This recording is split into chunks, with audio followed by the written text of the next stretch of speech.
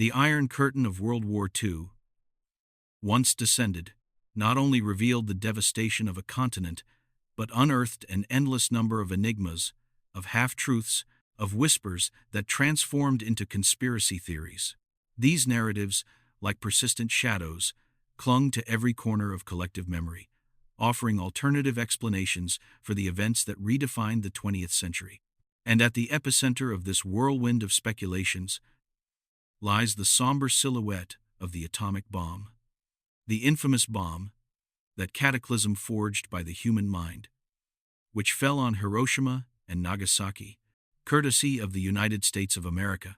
A chapter that, even in the year 2023, resonated with unusual force thanks to the masterful cinematic narrative of Oppenheimer, a work that captivated the masses and that, while unveiling a significant portion of history, hinted that perhaps, just perhaps, not all the truth was spoken. It is imperative, then, to go back in time, to the last moments of that global conflagration, to unravel the hidden threads that weave a most strange plot. Delve with us into this deep exploration, into this journey through untold history. We begin from the end of November 1945 until the end of October 1946.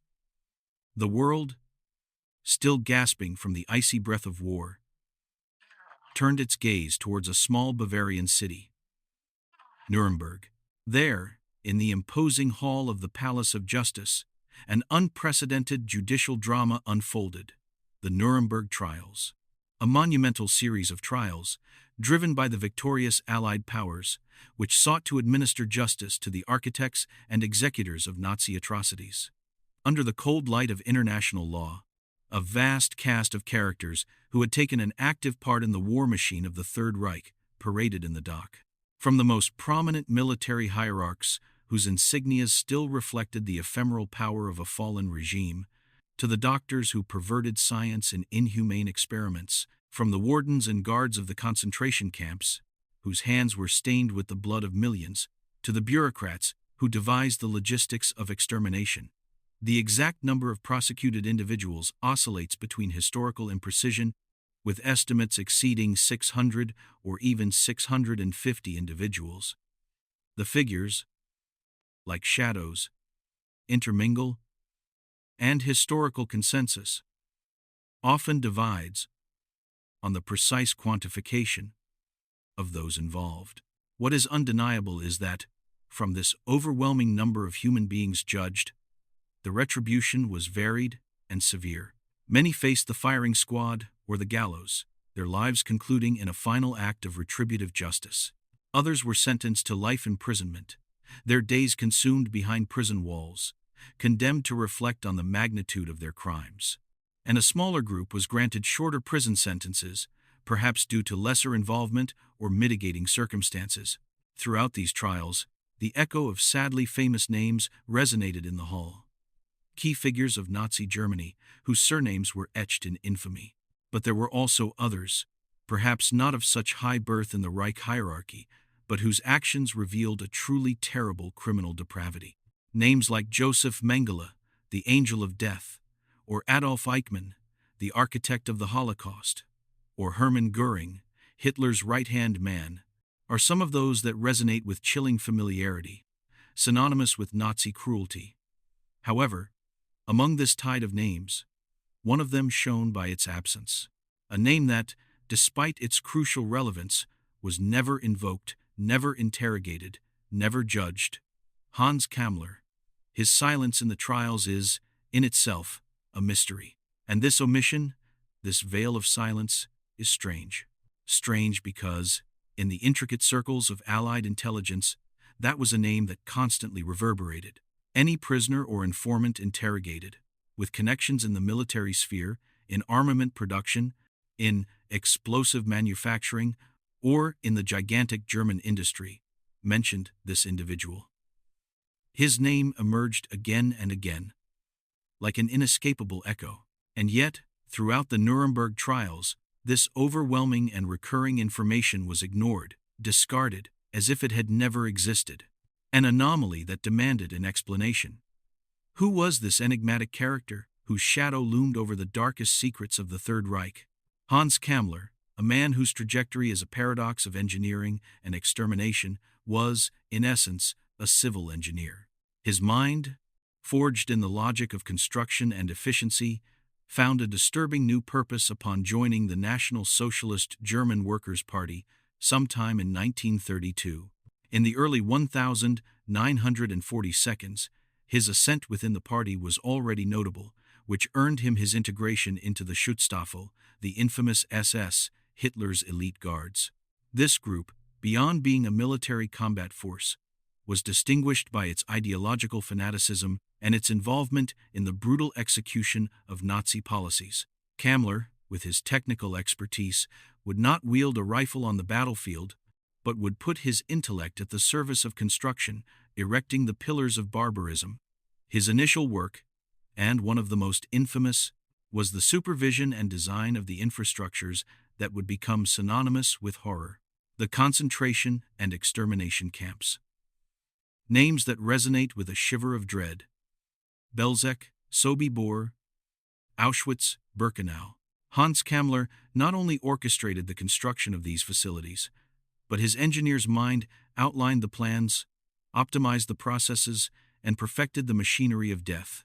While the great Nazi hierarchs devised the final solution in cold conference rooms, it was Kammler who gave it physical form, who designed every macabre detail. He was the brain behind the layout of the crematoria, calculating their capacity and efficiency. He conceived the gas chambers, optimizing their lethality. He designed the barracks, the work enclosures, every space where thousands of lives would be stripped of their humanity before being annihilated. His approach was purely technical, devoid of any hint of ethics or compassion, seeking maximum efficiency in the extermination process. Once this sinister work was concluded, his efficiency was already legendary within the regime. His next assignment was the demolition of the Warsaw Ghetto. A brutal task he executed with implacable efficiency, using, once again, slave labor, whose lives lacked value in his ruthless equation. This demonstration of competence, however twisted, opened the doors to even more unusual and ultra-secret projects: the construction of vast underground and fortified military facilities destined for the development of the Wunderwaffen, Hitler's famous wonder weapons, or special weapons. These projects, shrouded in a cloak of absolute secrecy, required engineering infrastructures of unprecedented complexity, and this monumental task was entirely entrusted to Kammler. It is astonishing that an individual who did not hold a high military rank, nor was a prominent political figure, ascended to the point of holding private conferences with the Führer himself, Adolf Hitler. In these meetings, Kammler not only received instructions directly from the dictator, but also updated him on the advances and challenges of his most coveted projects. His involvement in the death of thousands of people through the brutal exploitation of slave labor is undeniable. His orders, his total disregard for safety, for life itself, and for the survival of these prisoners were intrinsic characteristics of his person. Anyone interrogated about Kammler described a subject devoid of scruples, without regard for human dignity, much less for those who languished under his yoke. A man of such ilk, with such a history of crimes against humanity, fit perfectly the profile of those who should have been prosecuted in Nuremberg. But what became of him? In the death throes of World War II, the figure of Hans Kammler transcended his role as a mere builder. He was entrusted with the direction and supervision of the Wunderwaffen themselves, the sophisticated weapons that represented the last hope of the dying Reich. He was the main person in charge of coordinating the production of technological marvels, such as the famous V-2 missile, a guided rocket that carried a devastating explosive charge and terrorized London. But his vision went beyond what existed. He also led research centers where new weapons were designed under that same dynamic: transatlantic range projectiles, capable of impacting U.S. territory from German soil. Intercontinental missiles, an astonishing concept for the time, were being developed under his direction. Subsequently, his sphere of influence expanded to encompass all aerospace technology. He was entrusted with the design and development of avant-garde flying artifacts, such as the iconic Messerschmitt Me 262, the first truly effective jet fighter aircraft, a machine that defied the speed of sound and that, had it been mass-produced in time, could have altered the course of the air war. He also directed the design of helicopters, a technology few associate with Nazi Germany. Yes, it is true. In no war, film, or documentary are German helicopters usually seen in action, but they existed. German engineers had developed functional prototypes, although the collapse of the Reich prevented their mass production and deployment. And who supervised each of these projects? Hans Kammler. But his involvement in the deepest secrets of the Third Reich did not end there. Kammler delved into projects of an even more chilling magnitude, such as the efforts to manufacture heavy water, a crucial component for manipulating uranium-235, the essential ingredient for the creation of the German atomic bomb. All this nuclear program, in its most critical phases during the last moments of World War II, was developed under the attentive and ruthless gaze of Hans Kammler. He not only guaranteed the continuity of the work, but was also the strategist behind the relocation of these ultra-secret facilities when they were discovered or attacked. A notorious example was the bombing of the Peenemünde base. Kammler was in charge of relocating all equipment and personnel, building new and more elaborate underground facilities. He erected an intricate network of tunnels and secret redoubts, some of them skillfully camouflaged, even within concentration camp complexes, but which in reality housed state-of-the-art armament factories. In the last days of its existence, when Berlin was crumbling under the Allied siege, Adolf Hitler's obsession with Kammler was palpable. Where was Kammler? What was he doing? The Führer, clinging to the conviction that these new weapons could reverse the course of the war and overcome any army, desperately sought news of his secret master builder. It is possible that, had there been more time, these weapons would have been a decisive factor. However, time was a luxury the Reich no longer possessed, and the real functionality of many of these war marvels was, and remains, a subject of debate. And it is here that Kammler's story takes an even more enigmatic turn. Officially, the narrative holds that Hans Kammler died on the 9th of May 1945, opting for suicide. The most widespread account comes from his personal chauffeur, who claimed that, while they were heading to Prague on a mission to retrieve something from a secret laboratory, their convoy was surrounded by rebellious Czech resistance troops. Kammler, aware of his value and the vital importance of the information he possessed, ingested a cyanide capsule, abruptly ending his life. A less than heroic end for a man who orchestrated so much evil. Nevertheless, the versions fragment and contradict each other. His personal assistant, another key figure in his inner circle, claimed that Kammler shot himself.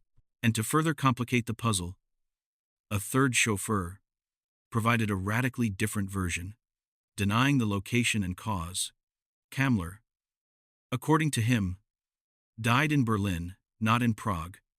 Thus, a nebula of strange information began to envelop the fate of this individual, all pointing to a death somewhere, but none offering conclusive proof. The most unsettling thing is that a body was never found. His military identification tags, personal documents, briefcase, or any other object that could verify his demise were never recovered. After the end of the war, the trade in Nazi documents, insignias, and objects became a lucrative black market.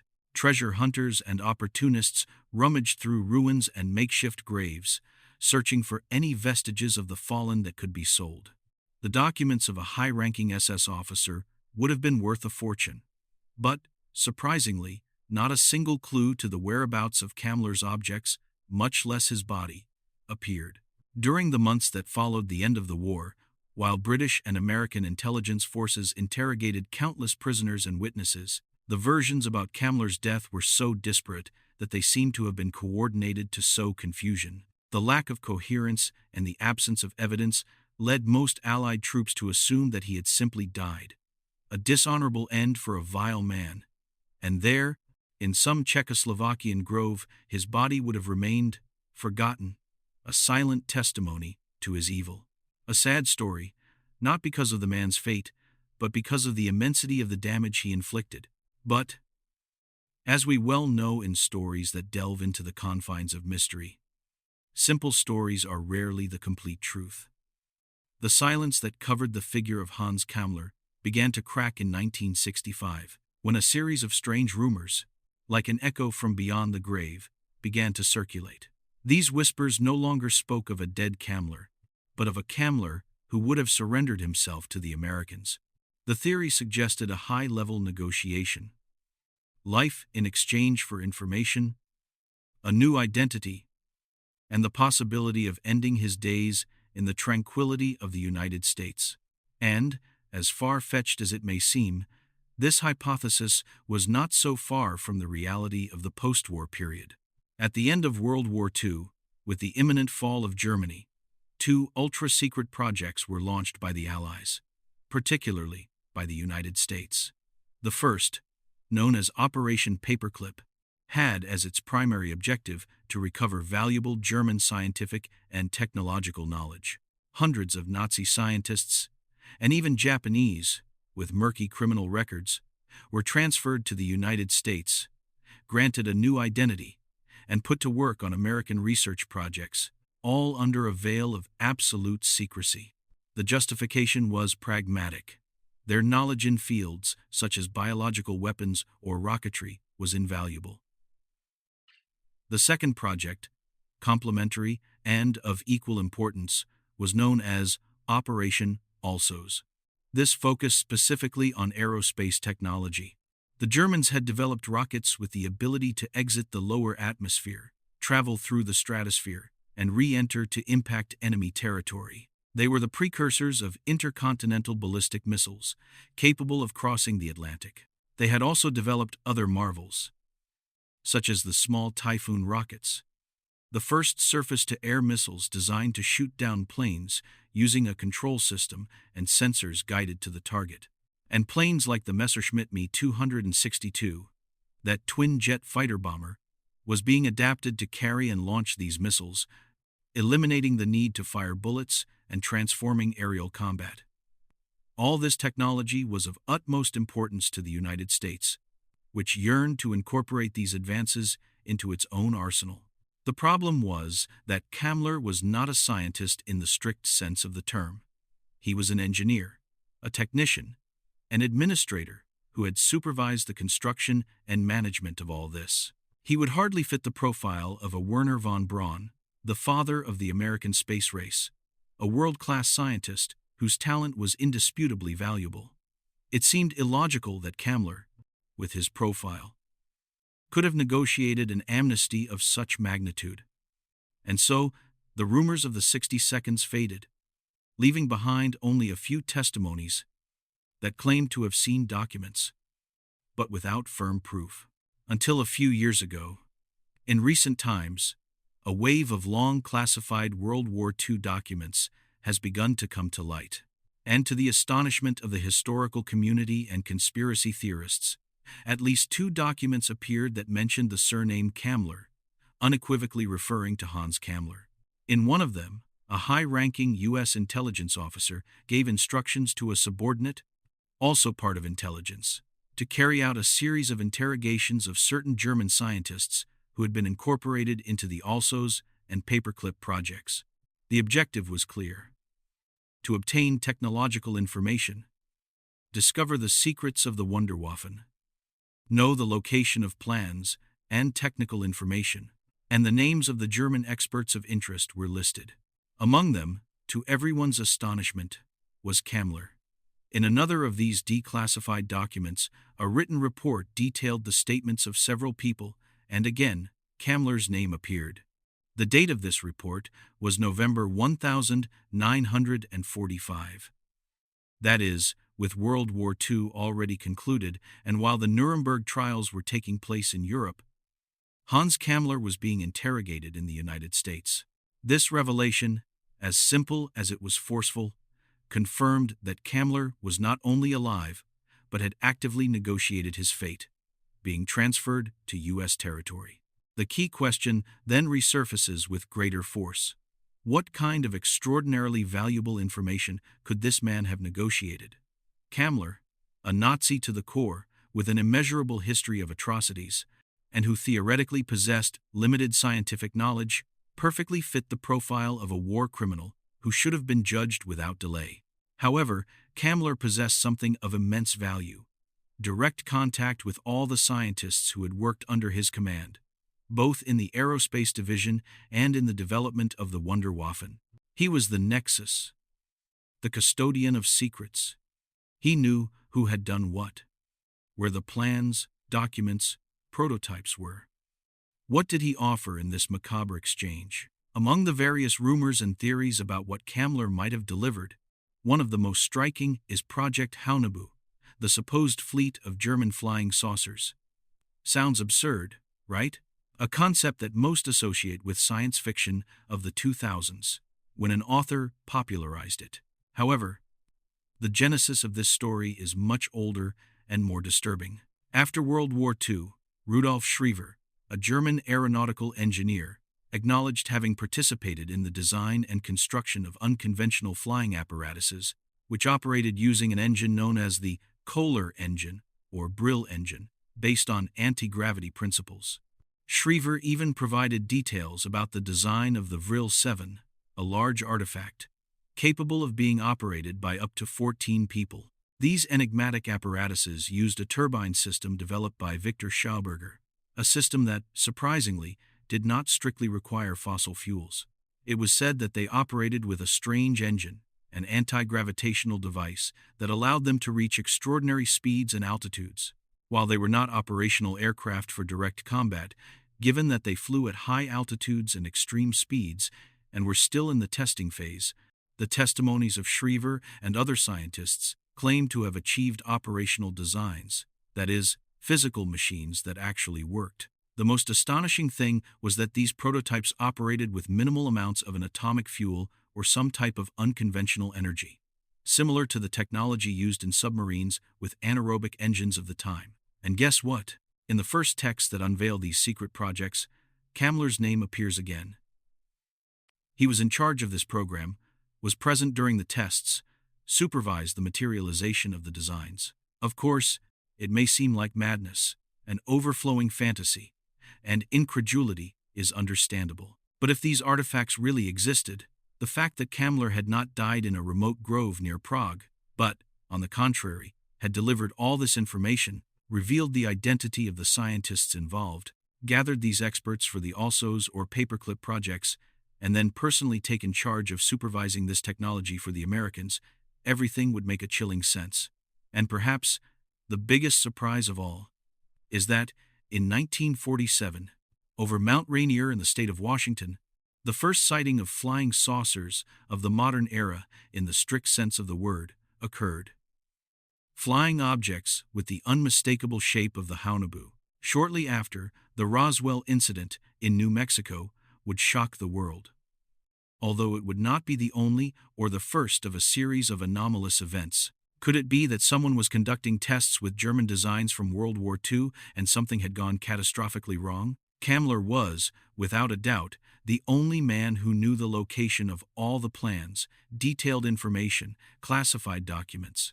A few months before the Americans advanced deep into German territory and the Soviets razed Berlin, Kammler had gathered all these brilliant minds, their documents, their plans, their technologies, and their equipment on a train, heading precisely towards Czechoslovakia, the same place where he supposedly disappeared.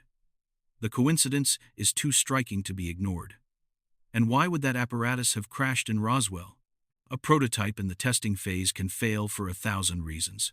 But, curiously, the accident occurred near a polygon where tests with atomic equipment were carried out, near the base that housed the only atomic bombers in the world, and in a region of New Mexico where, for decades, special, strange, and unusual equipment has been tested. If Kammler delivered these secrets, the most logical place to carry out the tests would be precisely where the events occurred. But, I insist, incredulity is a natural reaction. However, years later, well into the 90s, a man named Donald W.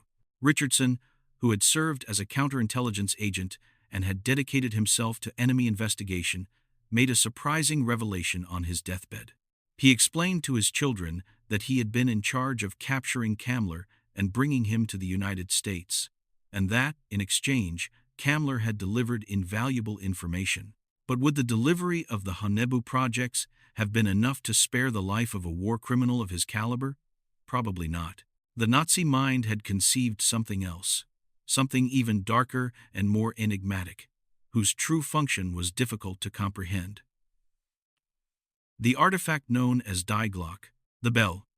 Die Glocke was a device of imposing proportions, with a diameter of approximately 2.5 to 3 meters and a height of 4 to 5 meters.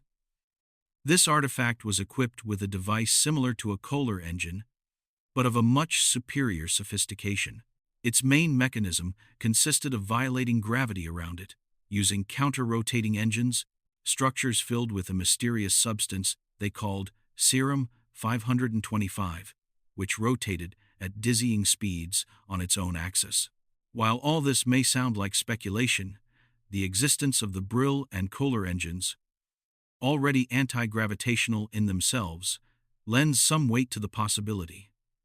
This other device, however, was different.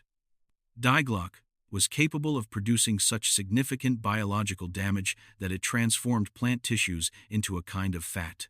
It killed people in the same way, but crystallized their tissues in a strange way, through an unknown technology that, it is said, annihilated the vast majority of scientists who tried to work on it, due to the tremendous radiation it emitted around it. The bell emerged, in the first instance, as a weapon, an unprecedented lethality. But over time, another of its astonishing properties was discovered.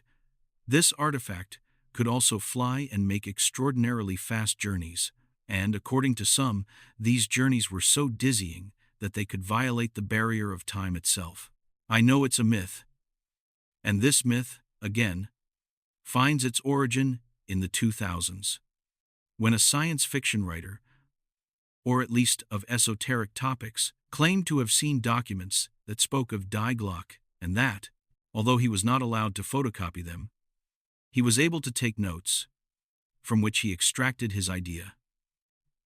Curiously, and, according to this writer, in those documents he saw, Kammler's name appeared once again. It could all be a myth, and I agree with you. However, we have already unveiled several official documents that mentioned Kammler long after the date he supposedly died, and that referred to him as if he were alive. Furthermore, the inexplicable omission of his name in the Nuremberg trials is an irrefutable fact. Let's not forget that other Nazis who had committed suicide or had died before the end of the war were indeed mentioned and their cases reviewed in the trials. Even some fugitives were tried in absentia.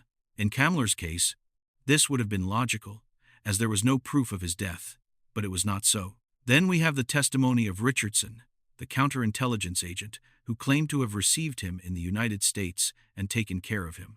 Richardson maintained that Kammler had died in 1947, taking his own life in an act of desperation on U.S. soil. Other information suggests that he died years later, perhaps well into the 82nd, leading a quiet life in a Californian house, having served the United States in various ways.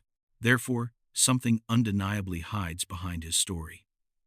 Now, the bell, the mysterious Die Glocke, was supposed to serve for high-speed space travel, and that at a certain point, the gravitational alteration was such that it could modify time. That part, of course, can be fanciful. What is a fact is that tests were carried out with an artifact that could serve as a weapon, as transport, as many things. But is there any tangible evidence? In reality, no.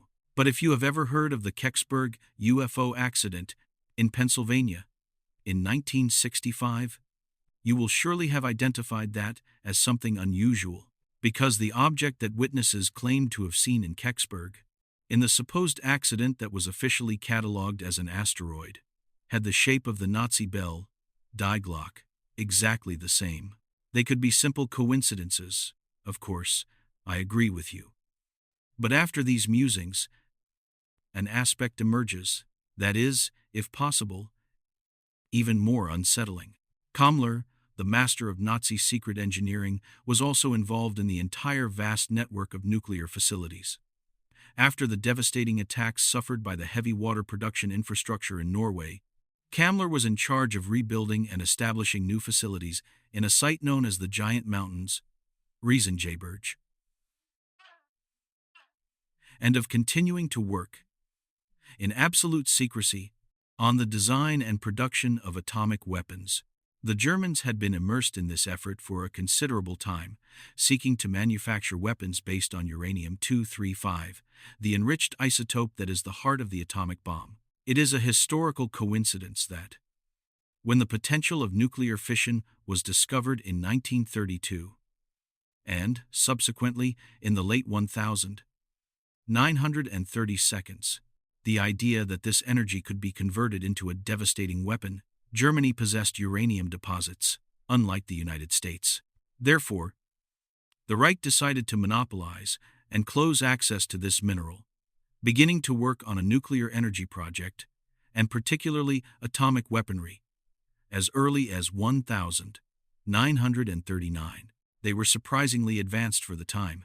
However, despite their early initiative and advances, they did not manage to finalize the bomb. The various Allied military operations, designed to sabotage and attack the buildings where heavy water was produced, were successful. The objective was to deprive Germany of this indispensable ingredient to manipulate uranium and ultimately manufacture the fissile material for a bomb. They could not do it on a large scale, but Kammler was deeply involved in every phase of this clandestine project. And one of the most fascinating, and perhaps the most chilling, conspiracy theories holds that Kammler would have delivered to the Americans, to the United States, a vital quantity of enriched uranium-235 inches, May 1945. There is talk of 60 kilograms of uranium already ready, the product of the tireless work of German scientists to build their own atomic bomb. They could not achieve it in time. The Third Reich collapsed. But the final product was already there. Proof that Germany possessed uranium is provided by the fact that the United States officially recovered several tons of uranium-235 from the ruins of Berlin, from the old laboratories and the famous Kaiser Wilhelm Institute. But this uranium was in its raw state, unenriched, not suitable for use in a bomb. Now, do you want me to tell you something else? The conspiracy theory holds that this man, when he took the scientists on that secret train to Czechoslovakia, also transported the uranium that was already ready to be used in an atomic bomb. You could argue that the United States already had a considerable advantage. And yes, since 1942, as depicted in the movie Oppenheimer, the United States initiated the monumental Manhattan Project, with the singular objective of creating the atomic bomb. The first atomic bomb that was detonated, known as Trinity, was a plutonium bomb. Allow me a brief explanation.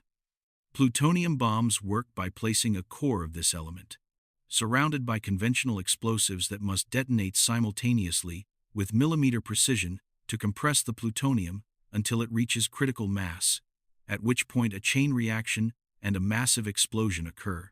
The problem with plutonium was its inherent instability and the lack of mature technology for its safe handling. That is why, according to the official version, the Trinity test was conducted with a plutonium bomb. Does it make sense? Unofficially, and at the level of conspiracy theory, it is whispered that the test was done with plutonium because they did not yet have enough enriched uranium, and they were not sure that uranium technology would work. It exploded, yes, but shortly after, suddenly, they had the necessary uranium. And with it, they assembled Little Boy, the bomb that would be dropped on Hiroshima. This occurred on the 6th of August, 1945. Consider the following. If Kammler had delivered that enriched uranium in May 1945, it would have arrived just in time to complete the operation, assemble the bomb, and send it to the Tinian base, from where it would be launched over Japan. There are too many small coincidences. The United States was prepared to use plutonium bombs, which they already possessed, albeit with certain reservations about their reliability. But, at the precise moment they obtain enough uranium, they launch the little boy bomb on Hiroshima. That was a hecatomb. That the 6th of August 1945, when the B-29 Enola Gay flew over the skies of Hiroshima and released its deadly cargo, the door to a new era of atomic terror opened. The bomb detonated with the power equivalent to 15,000 tons of dynamite. Just a few days later, on August 9, this time the B-29 boxcar bomber soared through the sky of Nagasaki. On this occasion, the bomb was known as Fat Man, and it was a plutonium bomb. It was released, causing an explosion equivalent to 20,000 tons, 20 kilotons. Those two explosions caused the immediate death of approximately 214,000 people in a single and brutal act. And subsequently, at least between 30,000 and 40,000 more people would succumb in the following days due to burns, injuries, and radiation. While, over the years, thousands more would suffer the devastating long-term consequences. I agree with you that it was a situation of incomprehensible harshness. And there are those who argue that the detonation of these bombs was justified as a means to accelerate the end of the war and avoid an even bloodier land invasion. Others, however, consider it a tour de force, a brutal demonstration of power. Basically, the imperative need to show the world that the United States possessed the ultimate weapon of destruction.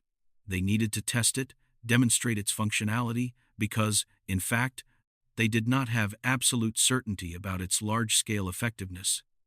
And what is more crucial, they only had one uranium bomb.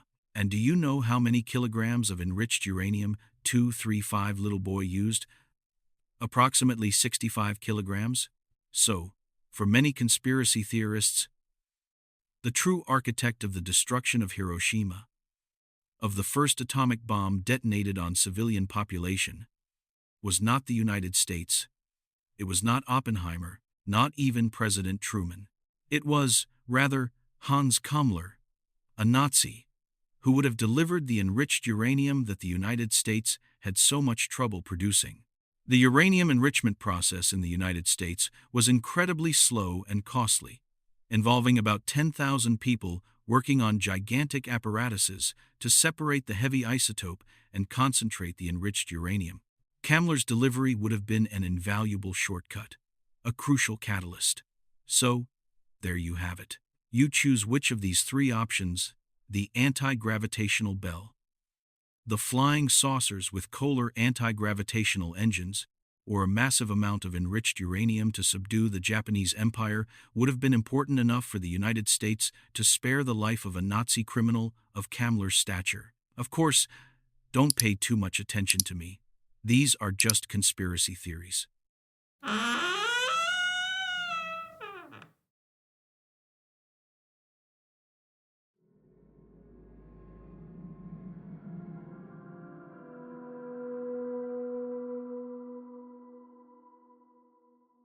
If you enjoyed this video, don't forget to give it a like, subscribe to the channel, leave your comment, and turn on the notification bell so you don't miss any future episodes. Your support helps us keep creating more content like this. See you in the next episode.